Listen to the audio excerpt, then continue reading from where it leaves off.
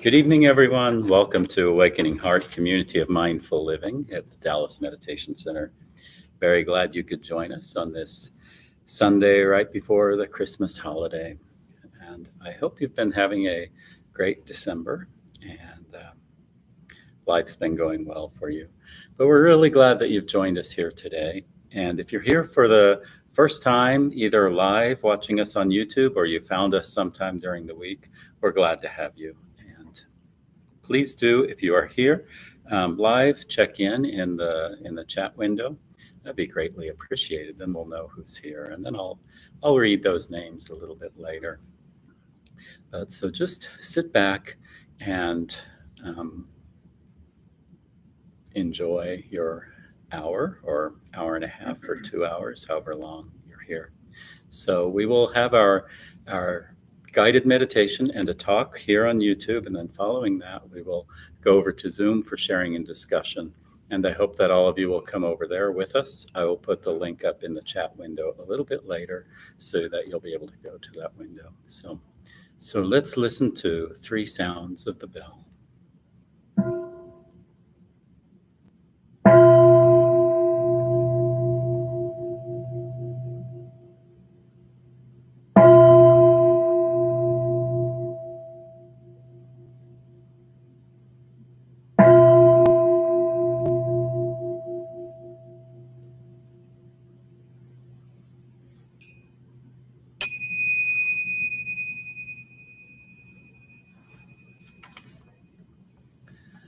Noble community, we gather here now to honor the way of peace and nonviolence, the way of wisdom and compassion, the way of joy and beauty.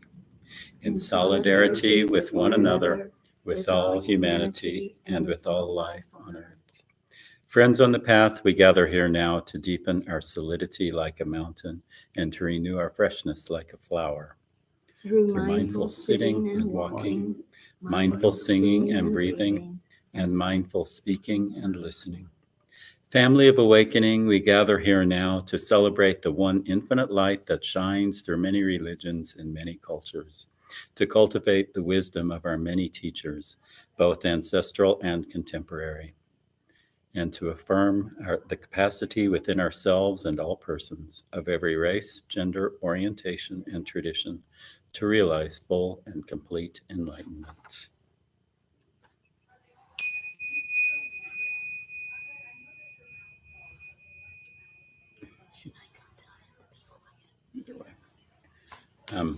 So having a little discussion here. There's some people outside our window visiting, and we can hear them in here. So I'm happy for their joy. So welcome, James. Michael bows to all. John bowing in and says namaste. Mohammed and Julie bows and smiles to all. My name is Cornell. I will be co-facilitating tonight with Bobby. We will have a talk from Thay and a guided meditation from Jennifer. So find that comfortable position. And hello, Nick L. Good to see you here too. So find that comfortable position, and I'll pass this over to Bobby.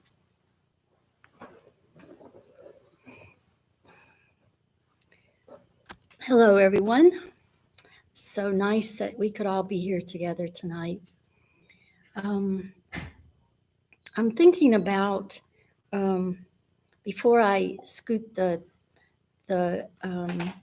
machine, the Chromebook around to the altar, I'm thinking it would be nice to sing the song that we did last week about the island within myself, which is the refuge that we can always go to.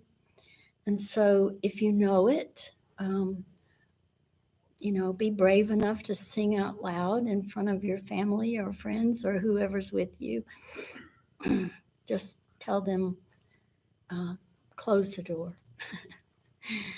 So this particular song talks about how we can take refuge within ourselves, that this place of refuge is always available to us because we carry it around with us.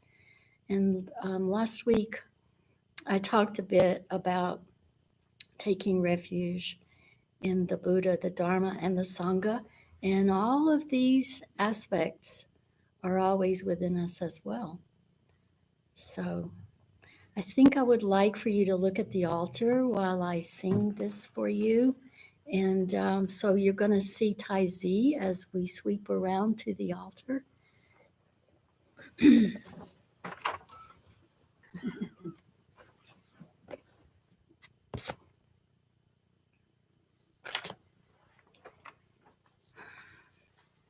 Breathing in, I go back to the island within myself.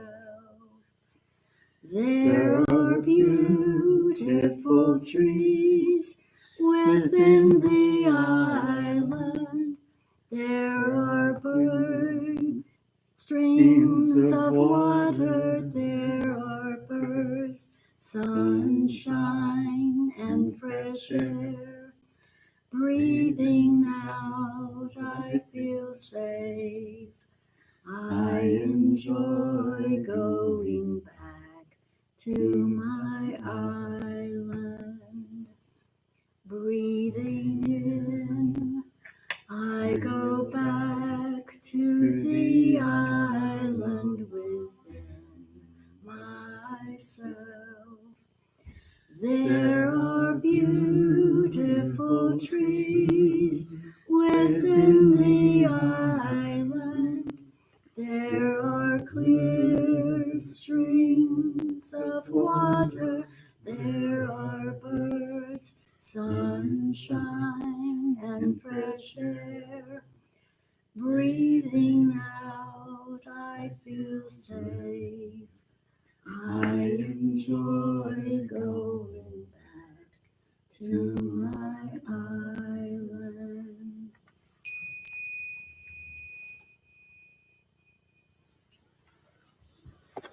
I think I'm going to do 3 sounds of the bell, the big bell. So don't plug that in yet. Oh. This. Contemplation before sitting. The Sangha is invited to go back to our breathing so that our collective energy of mindfulness brings us together as an organism, going as a river with no more separation. Let the whole Sangha breathe as one body, generate peace as one body, be free as one body. Let us transcend the boundaries of a delusive self, liberating ourselves from the superiority complex, the inferiority complex, and the equality complex.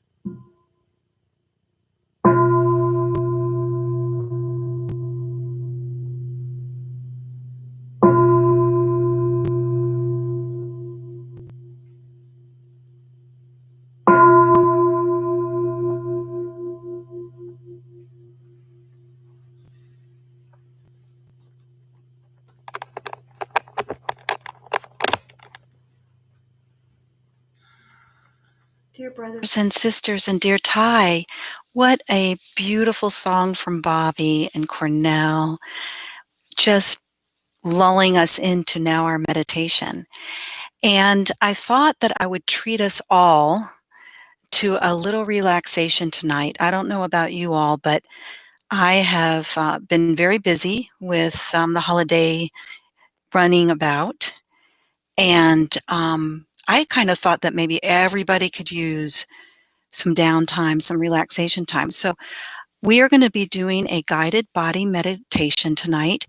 So I want to invite you now to find a place where you can lay down and get comfortable. This is a time of relaxation, of letting go, just taking 20 minutes to rejuvenate your body, rejuvenate the cells in your body, and just be embodied. So get up, find your place of rest, grab a nice blanket that you can pull over yourselves. I see it brings me much joy to see Bobby and Cornell finding their places on the mat with their blankets. You know, they work so hard for us, and it's such a treat to see them having a moment of relaxation. And you too, you're working hard. You are living through an amazing time in history. And it's okay to take this moment and to be with yourself and to just be and to enjoy this time. And so let's just take a moment breathing and letting Bobby's lullaby bring us to quiet and stillness. And by all means, if you're more comfortable sitting, please sit. Whatever is going to be bringing you the most joy right now.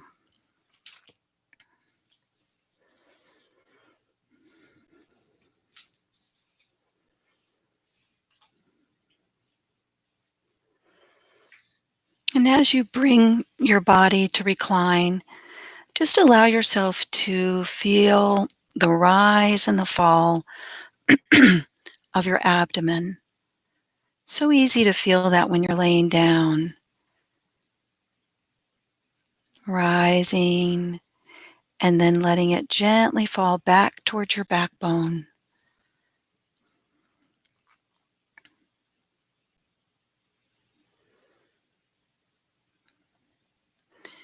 No place to go, nothing else to do. Just breathing as if you were on a flotation device on the water, ebbing and flowing.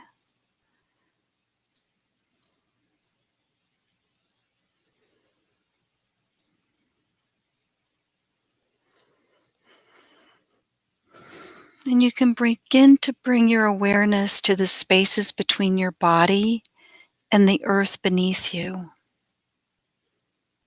Just invite your body to soften and rest. Soften, rest.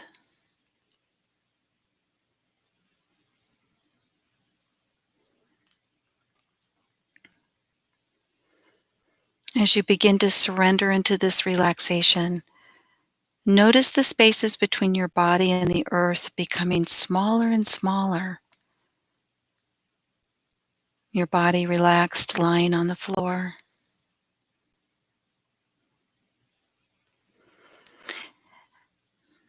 As we begin this body scan, do not worry about drifting off. You probably will. And that is perfectly okay. You'll drift in and you'll drift out. So if you found that you've drifted, just pick up where I am and follow my guidance. You don't have to worry about going back and catching up with anything.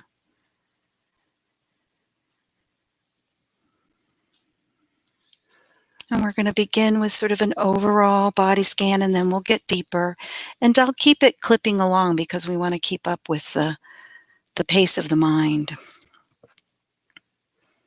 So beginning to bring your attention to your right heel, left heel, right calf, left calf, right knee, left knee, right thigh, left thigh, right hip, left hip, both hips together, lower back, middle back, upper back, back of the right hand, back of the left hand, right wrist, left wrist, right forearm, left forearm, right elbow, left elbow, right upper arm, left upper arm,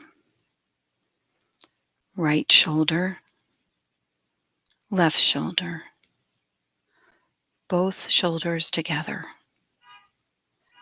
neck, back of head, all points of contact with the earth.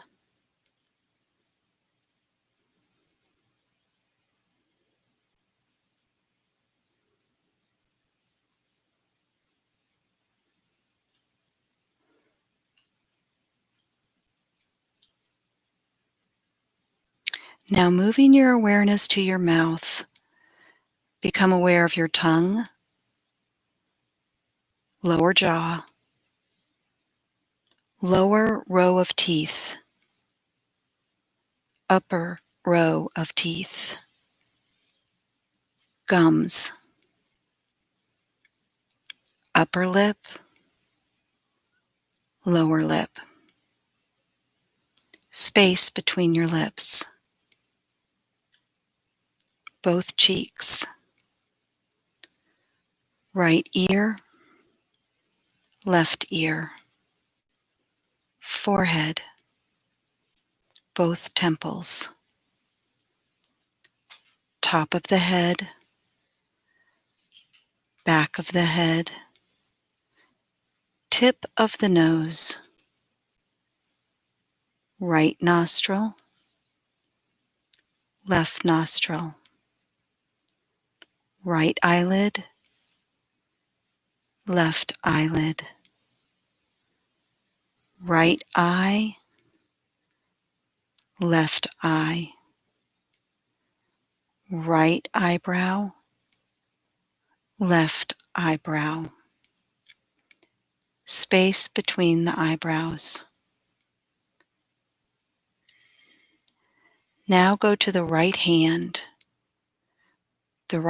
thumb, second finger, third finger, fourth finger, little finger, palm of the hand, back of the hand, wrist, forearm, elbow, upper arm, shoulder, right armpit, ribs, waist, hip, right thigh, knee,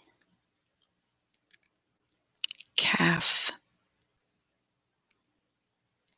ankle, heel, sole of the right foot, top of the right foot, right big toe, second toe, third toe, fourth toe, little toe. And go to the left hand thumb, second finger, third finger, fourth finger, little finger, palm of the hand, back of the hand, wrist, forearm, elbow,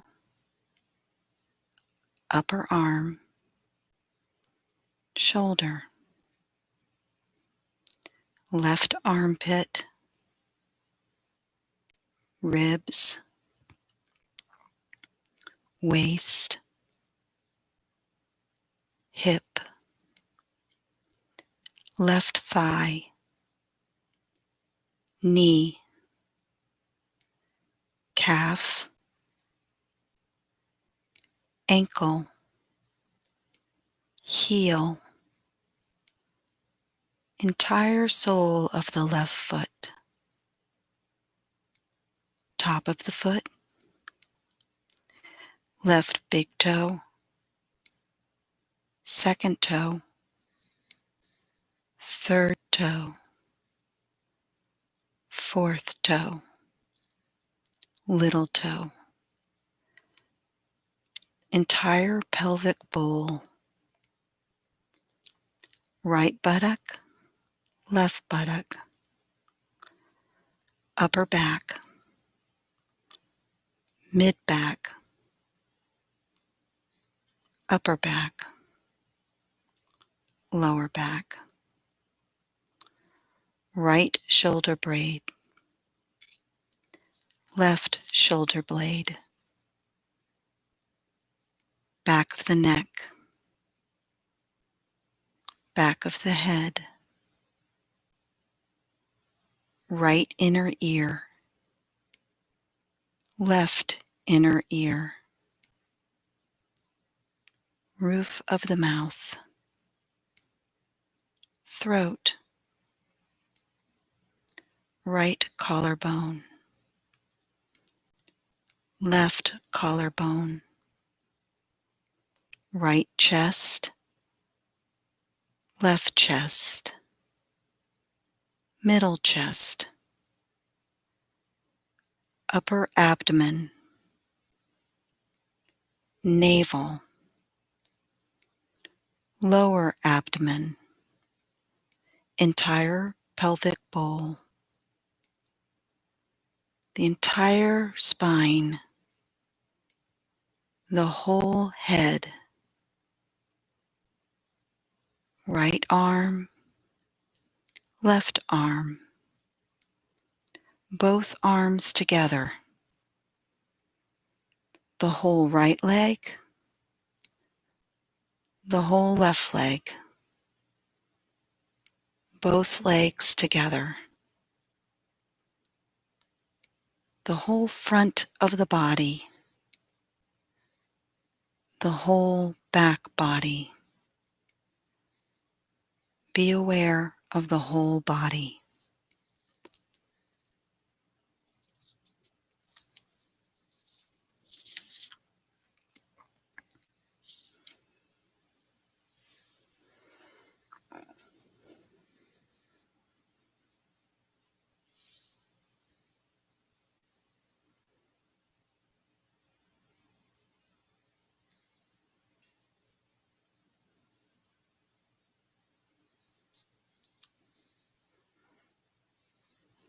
Now bring your awareness to your breath. Follow the gentle tide of your breath without altering it. Envision your breath as a golden light flowing up and down your spinal column. With your inhale, the golden light flows from the tailbone to the crown of the head. And with your exhale, it flows from the crown of your head back down to the tailbone. A cosmic tide. Stay with your breath as it flows up and down your spinal column, golden, vibrant, and radiant.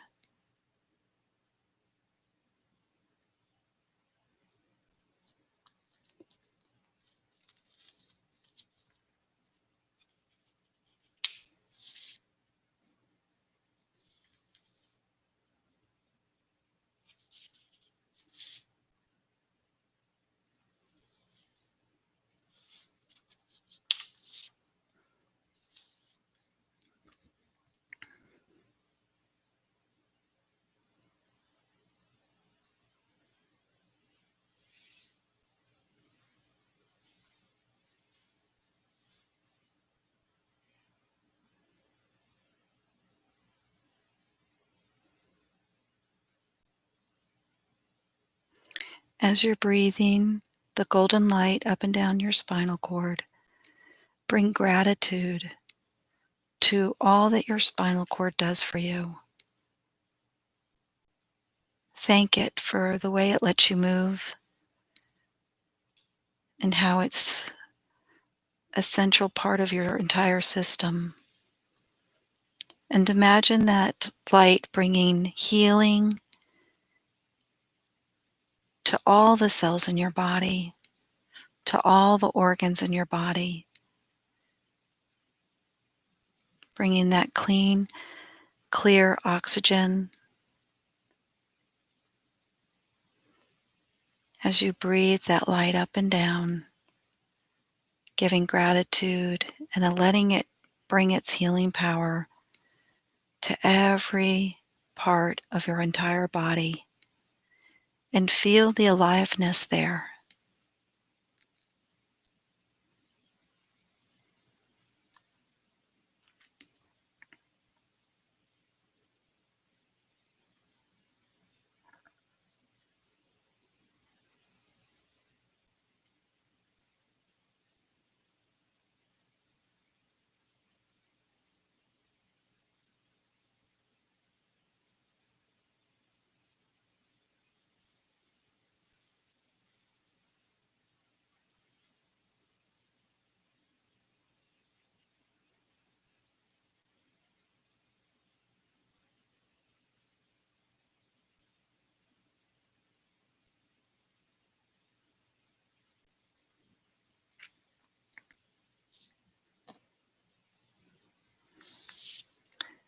A poem by Anne Lightheart called The Second Music. Now I understand that there are two melodies playing, one below the other, one easier to hear, the other lower, steady, perhaps more faithful for being less heard, yet always present. When all other things seem lively and real, this one fades. Yet the notes of it touch as gently as fingertips, as the sound of the names laid over each child at birth. I want to stay in that music without striving or cover. If the truth of our lives is what is playing, the telling is so soft that this mortal time, this irrevocable change, becomes beautiful.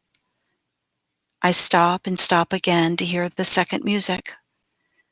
I hear the children in the yard, a train, then birds. All this is in it and will be gone. I set my ear to it as I would to a heart. And let me read that one more time, just allowing the words to fill you. The second music.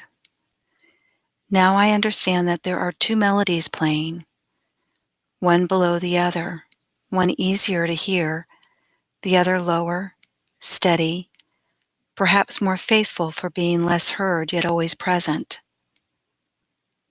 When all other things seem lively and real, this one fades. Yet the notes of it touch as gently as fingertips, as the sound of the names laid over each child at birth. I want to stay in that music without striving or cover. If the truth of our lives is what is playing, the telling is so soft that this mortal time, this irrevocable change, becomes beautiful. I stop and stop again to hear the second music. I hear the children in the yard, a train, then birds. All this is in it and will be gone. I set my ear to it as I would to a heart.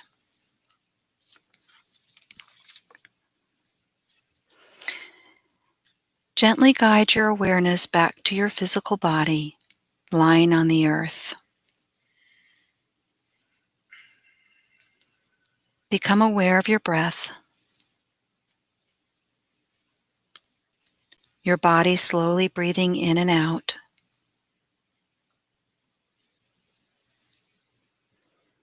You can feel that rhythm of your abdomen falling and rising, becoming embodied now, letting go of the visual of the light going up and down your spine and just now relaxing into your entire body. And without opening your eyes, become aware of your surroundings.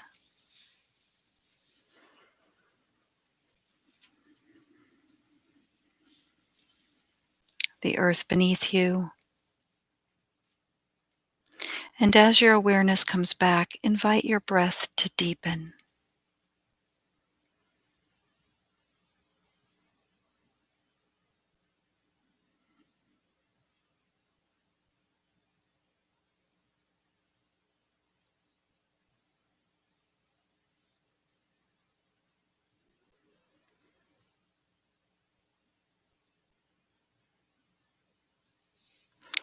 When you feel ready, stretch your arms long overhead and extend your legs long and point your toes and take a full body stretch.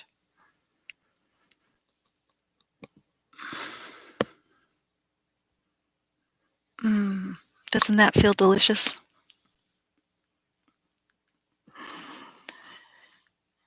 Yeah. And then slowly roll over into the fetal position on your right side.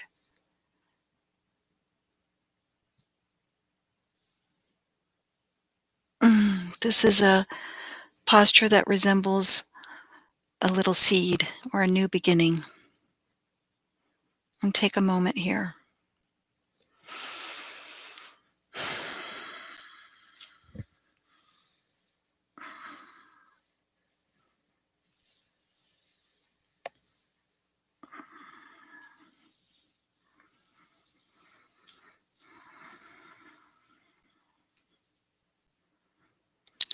And when you're ready, gently press yourself up into a comfortable seat, coming back to sitting and being present. I hope that you enjoyed that little break.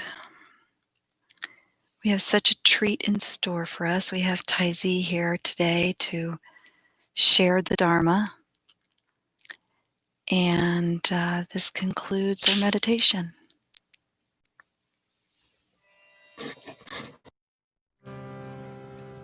May all beings be happy. May all beings be free. May all beings be joyful. May all beings be at peace. Brahma Vihara Maitri. Brahma Vihara Karuna. Brahma Vihara Mudita. Brahma Vihara Upeksha. May all beings be happy. May all beings be free. May all beings be joyful. May all beings be at peace. May all beings be at peace. May all beings be at peace.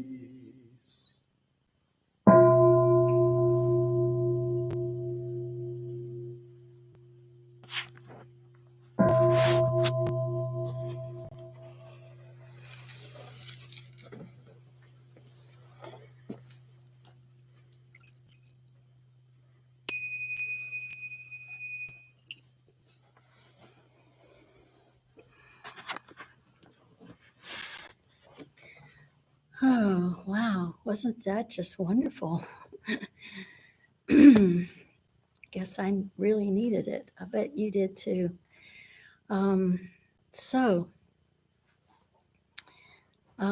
Friend recently said to me that after a deep relaxation, she really didn't feel like talking.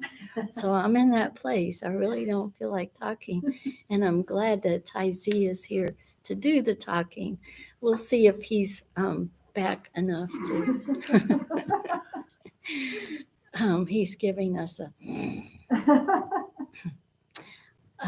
So let's see who else is here. Brian Couch, hi. Connie Williams, hello. Paula Wethman is here, bowing in and happy to be with everybody tonight. Kim Tu is here. Hello to everybody. Luis is here, bowing in and happy to be here. Also wishing all of us a happy holiday. So also I see that Sandy is here. So great. I'm so happy that you've all joined us and happy that I hope you got to experience that relaxation meditation. And now I'm going to turn it over to Thay, who will be talking to us about, again, taking refuge.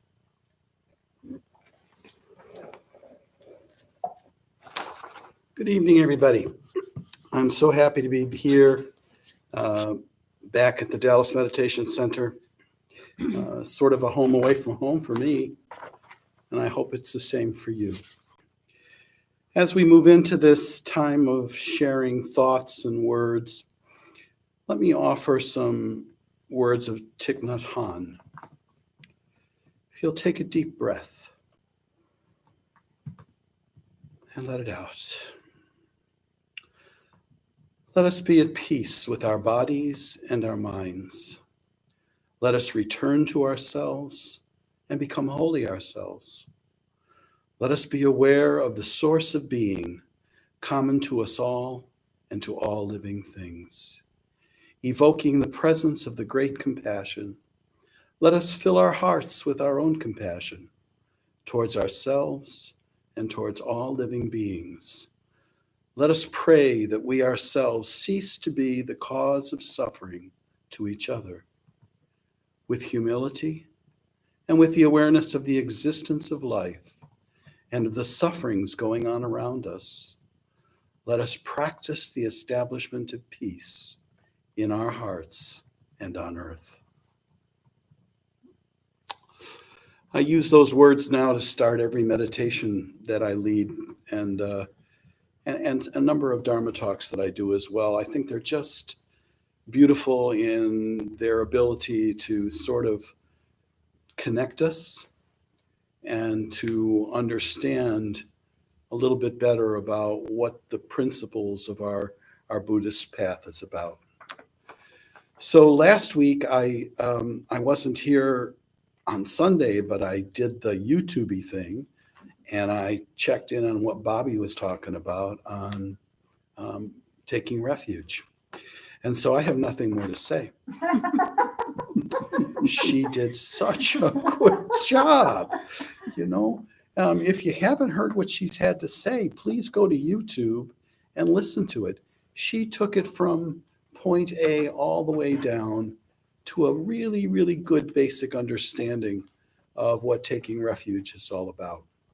So as my luck would have it, I get to bat cleanup and sort of talk a little bit about refuge in maybe slightly different terms. And that's what I'm going to try to do tonight. I think a good place to start is always with the definition of the word.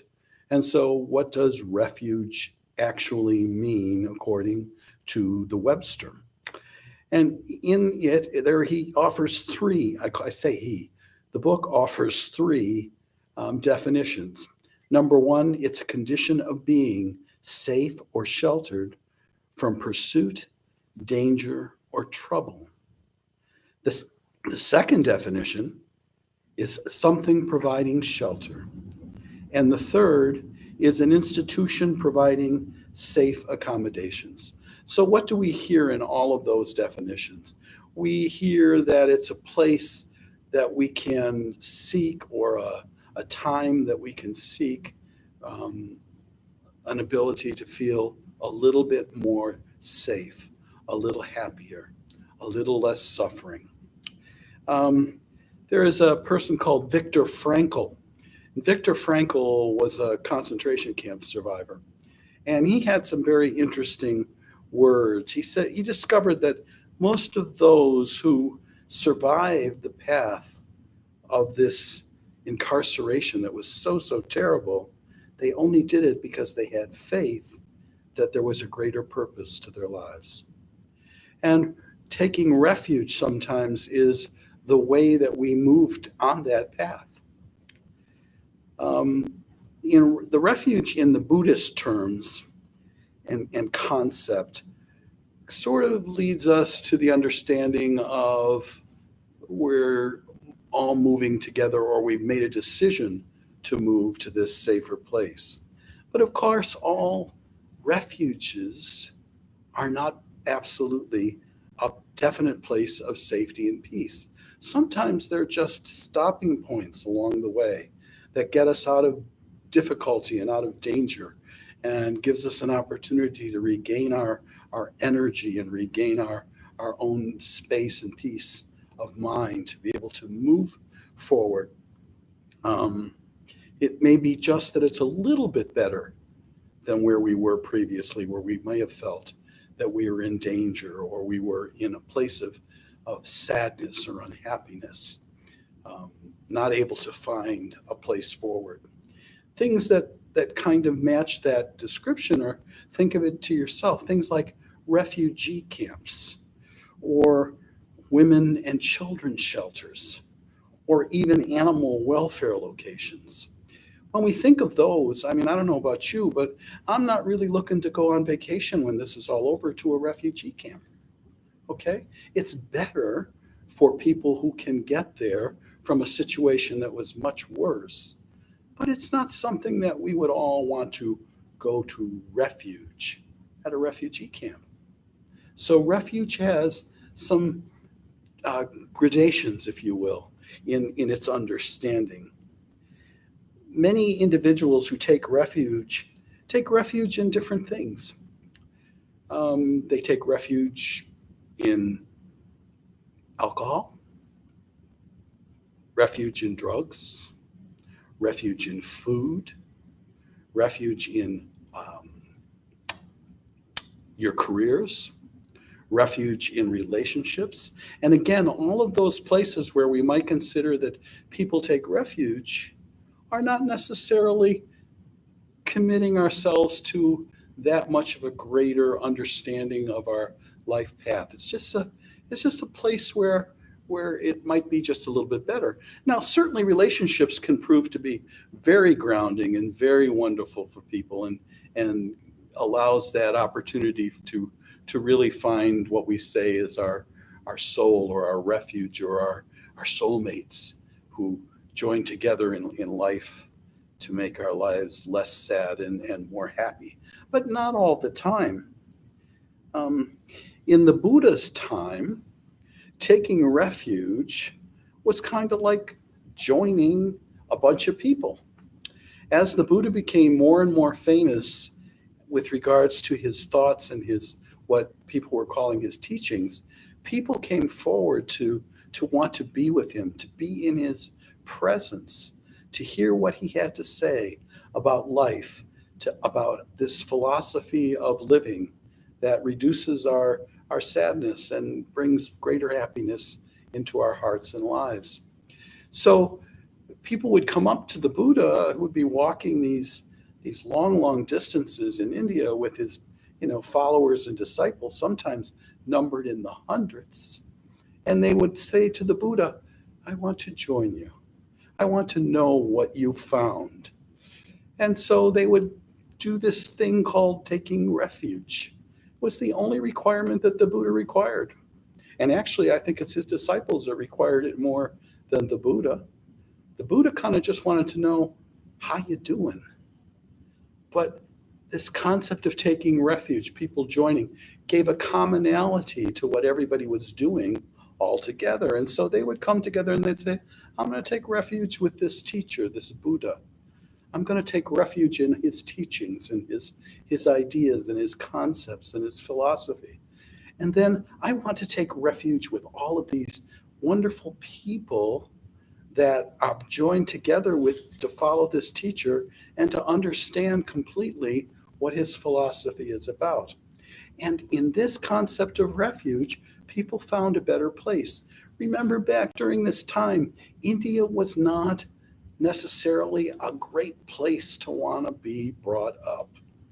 If you were of the Brahma class, things aren't bad, which is, kind of the royalty of class. But class distinction was very, very prominent and very strong in India. The Buddha's concept brought forth a breaking of these concepts of that you were in a particular class and you had to stay there the rest of this life, and in many cases had to come back and redo these lives over and over and over. The Buddha taught in his first teachings the Four Noble Truths and the Noble Eightfold Path. I get my nobles mixed up and all of that. He sort of laid it out very simply.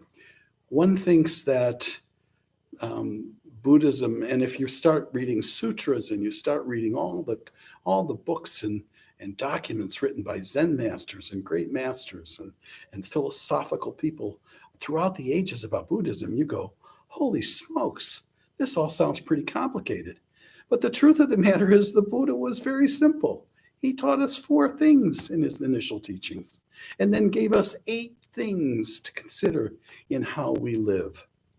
And that was the core teachings that the Buddha brought to this world. And this is what people wanted to take refuge in. If they were of the class of people that could not even be touched, they wanted some refuge from that particular class stuff. So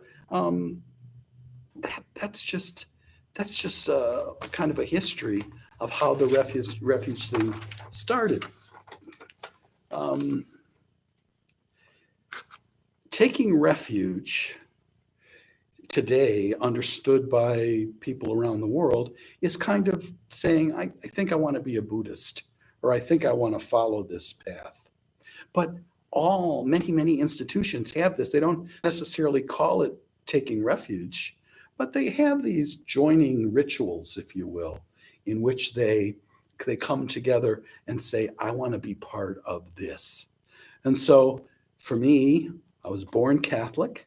And so as an infant, I was baptized. Water was sprinkled on my head and oil was put on my forehead and a little salt on my lips with words from a priest with my parents and godparents, bless you, standing at the baptismal font. Of course, I don't know what any of that was, and I didn't raise my hand as a 3-month-old infant saying, yeah, I want to be part of this.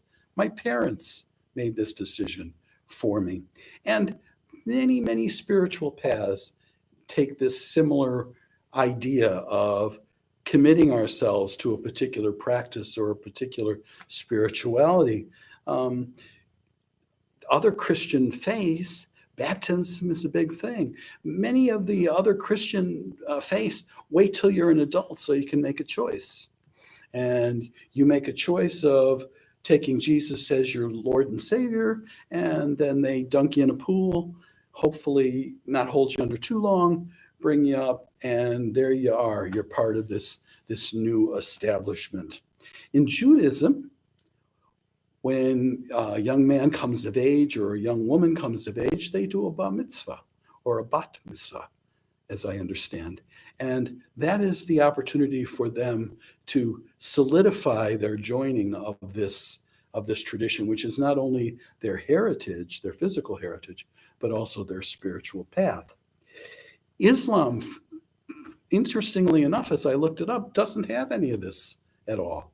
Obviously, if you're born into an Islamic family, you're going to be taught the principles of the Quran, and you kind of adopt them until you become of age, and then you kind of make choices for yourself.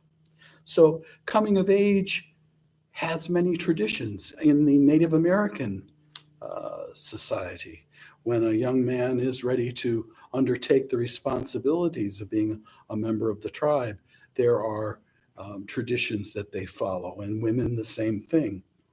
In Alcoholics Anonymous, they join by making a commitment to a higher power. And so all of these things are very similar to taking refuge, what we do many times in this Buddhist tradition. So whatever it's called, the refuge is meant to be transformative in some way or another for us. As we do this, as we commit to it, depending upon the energies that we put into it and the structure and sanity of what is involved in this organization, then we progress as the teachings tell us we should. In the Buddhist tradition, generally we believe that the taking of refuge is something that happens when you say, I like this, I want to do this, I want to follow this, I want to practice, and probably only happens once. Although many lineages and trainings do it much more frequently. Some require it in their practices to take refuge daily. And so it becomes part of their daily practice, if you will. Like I do my 10 precepts every day as part of my daily practice. I don't necessarily do the refuges anymore, but I do my 10 precepts. So that's just a way of reminding myself what I've committed to in this particular life. In Vajrayana, well, these people really have refuge down pat. They have to take refuge 100,000 times with a bow after each one. Oh my gosh, I'm already tired. I had to, in this Mahayana tradition, I had to do 108 bows to the Buddha. And I did this with a bunch of younger people than me. I was 65 when I started this walk, 64 actually. And so we were going to do the 108 bows that night in this practice. And so I'm all day long, I'm drinking water and, making sure I got enough sleep. And then I'm going to do these 108 bows. Well, I did them. And the Roshi who was conducting it, they do it off the mala, and they have a name, 108 names of the Buddha. And so on each bead, a name is said. We go down, we bow, we come back up, then another bead, and so forth until you've done all 108. And I came up, I was so soaking wet, you would have thought that I had run a marathon. And the poor young monk that was sitting next to me said, hey, I didn't think you were going to make it. But I did make it. And some people still do 108 bows. Thank you very much. I've done it. I don't need to do it again. I'm quite sure of that. And I don't think I could get down and up 108 times anymore.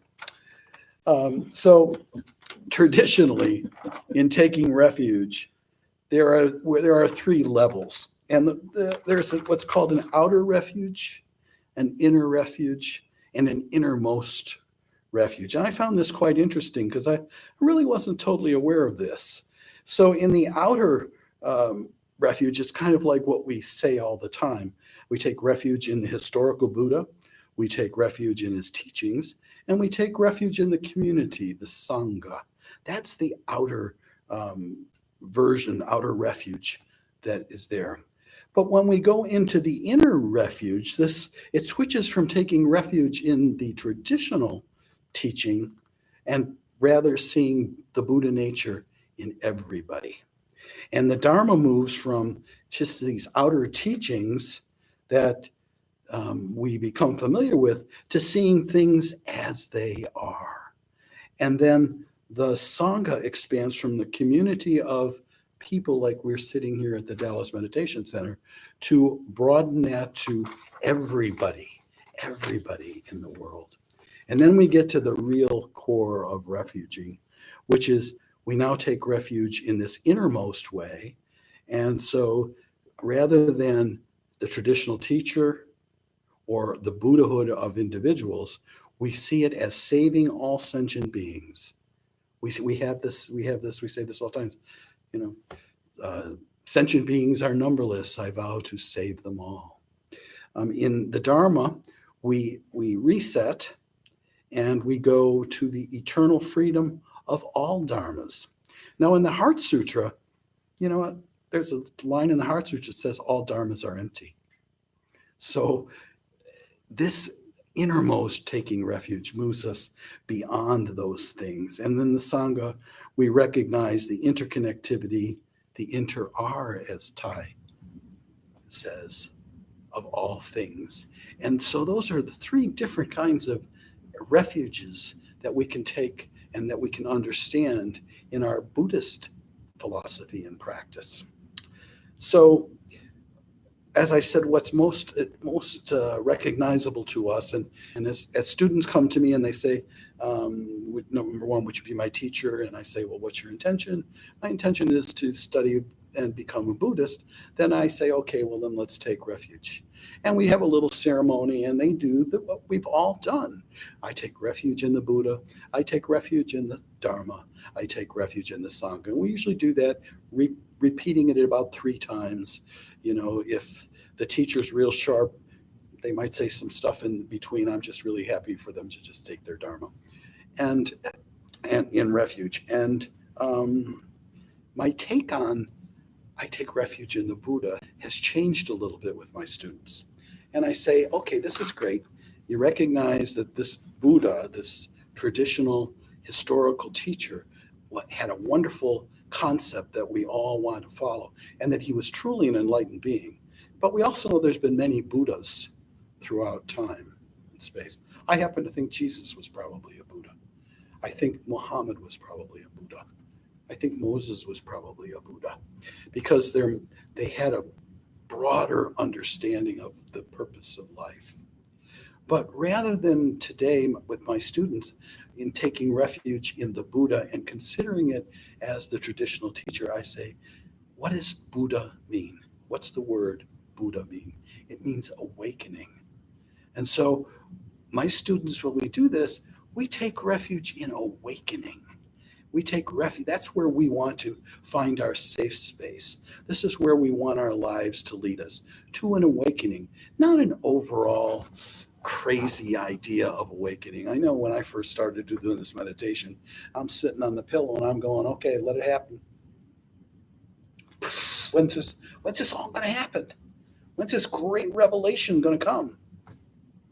Well, as I've always had to ride the slow bus and stuff that I learned, I realized that it doesn't happen that way. The practice becomes an integral part of taking refuge. Just taking refuge is just words. It's joining the club. It's joining the community. It's saying, I'm willing. But what are you willing to do? You're willing to do the practice. Without the practice, there is nothing to the philosophy of the Buddha that's going to bring you along. And so taking refuge in the Buddha, taking refuge in awakening, same thing. But it gives us a clearer idea as where we're going. Taking refuge in the Dharma is taking refuge in the teachings. And I say that's really where do you want to be in the teachings? Do you want to study the sutras? Please do it. Do you want to study all the great writings of all the great Zen masters, Hakuin and all Dogen Zenji and Bodhidharma? You want to study all that? Please go do that. Go do that. But I want you to take refuge in 4 Noble Truths and the Noble Eightfold Path. That is there. It's easy. That's what the historical Buddha taught. That's what I want my students to understand clearly. And then taking refuge in the Sangha. Yes, I've told you many times I was a singular meditator for many, many years. I didn't feel a need for Sangha. But here at the Dallas Meditation Center, I learned that this is where it all comes together, and this is where it all begins to work. I see it in everybody else, and therefore, seeing it in everybody else, I can see it in myself. And so I want my students to become committed to some sort of community, however that works for them. It's just really important. So that's my concept on taking refuge. A little bit different maybe than just most people think about it, but it's important to understand what it is in this path of taking refuge that we want to do. I think what we want to do is we want to become solid in 3 things if we're going to take refuge.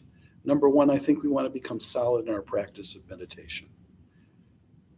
However you do meditation, we had this beautiful body scanning that we just did. I found it delightful. I sat through it. I used my breathing techniques through it. I listened to the words. It was beautiful. Some people do other things. Whatever is meditative for you, that becomes key in your practice. You've got to have a practice. I've said this many times. You want to bowl a 300 game, you can't throw the ball down the alley just once and think it's going to happen. It just doesn't work that way. You become great, you become strong, you become more grounded in what you do by practice. You know, if you're a sports player, and I didn't play basketball, but I was a tennis player. If I had to think about the shot I was going to take, by the time the ball got there, I've already missed the shot. If I had to think about putting that ball into a basket, if I had to think about that, the time has passed. It's not going to work. It has to be reflexive.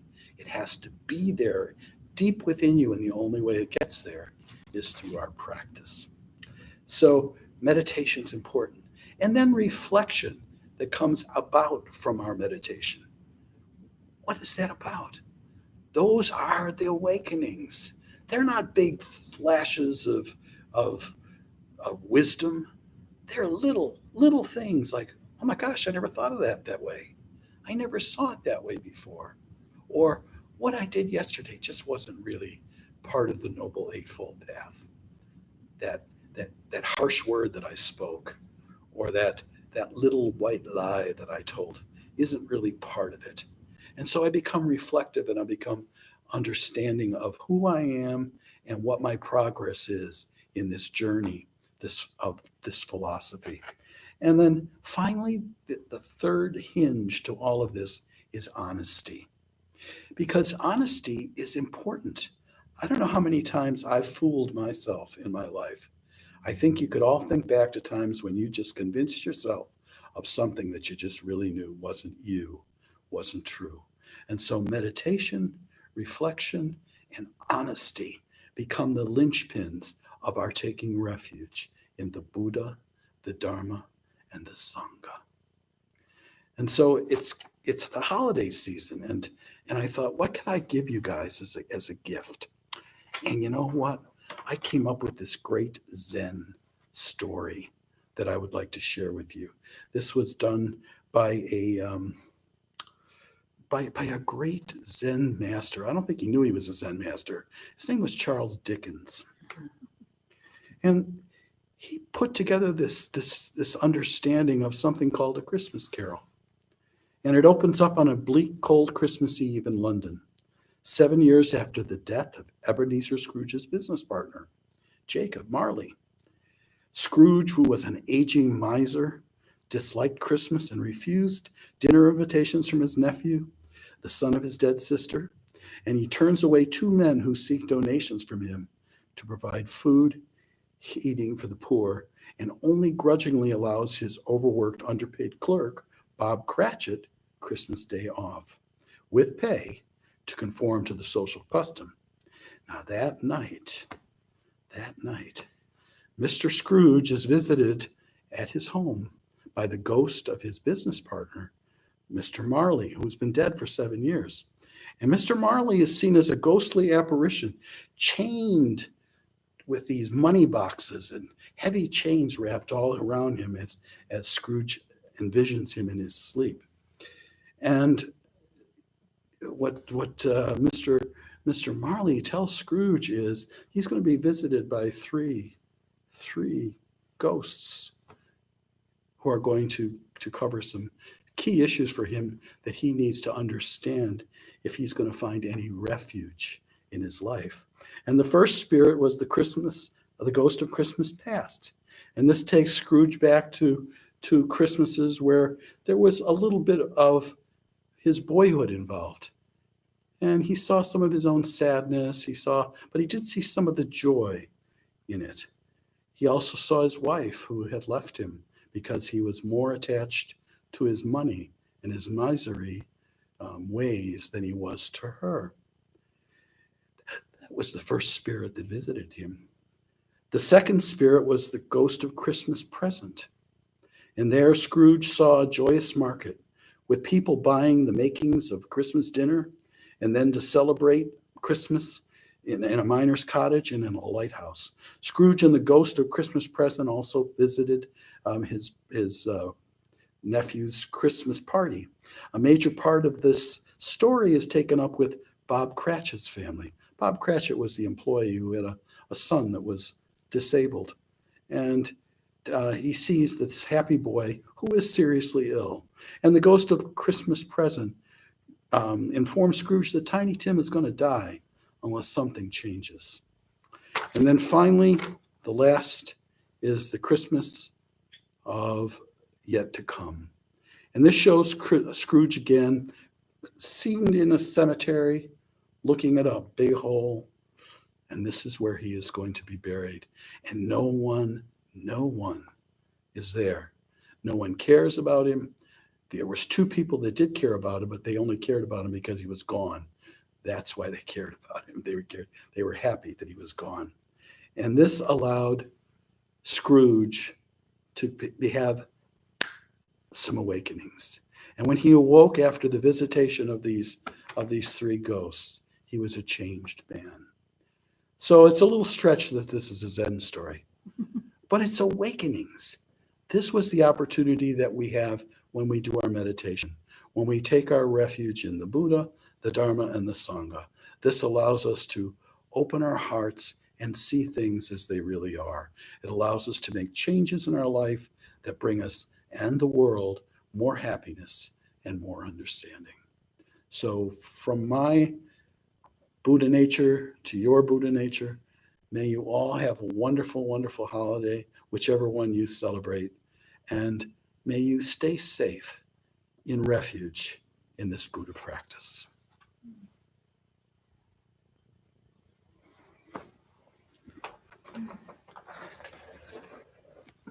Oh, thank you so much. Wow. I would like for us, because we didn't do the refuge chant earlier, to do it now. And I will repeat it, and you might think it in your mind. And I will use the way that we usually say it here at the Meditation Center.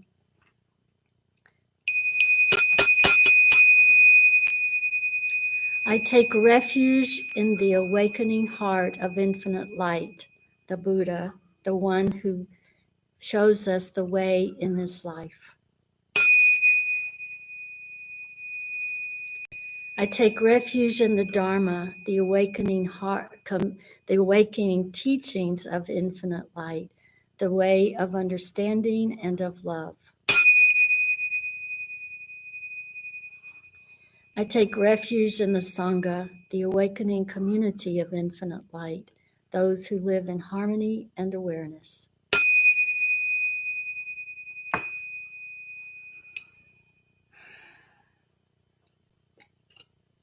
So thank you so much, Thay. That was really, really wonderful. And I bet some of you have things you'd like to share with him or questions you have to ask. And so you're going to get an opportunity to do that in just a couple of minutes. I wonder if there are any announcements we want to make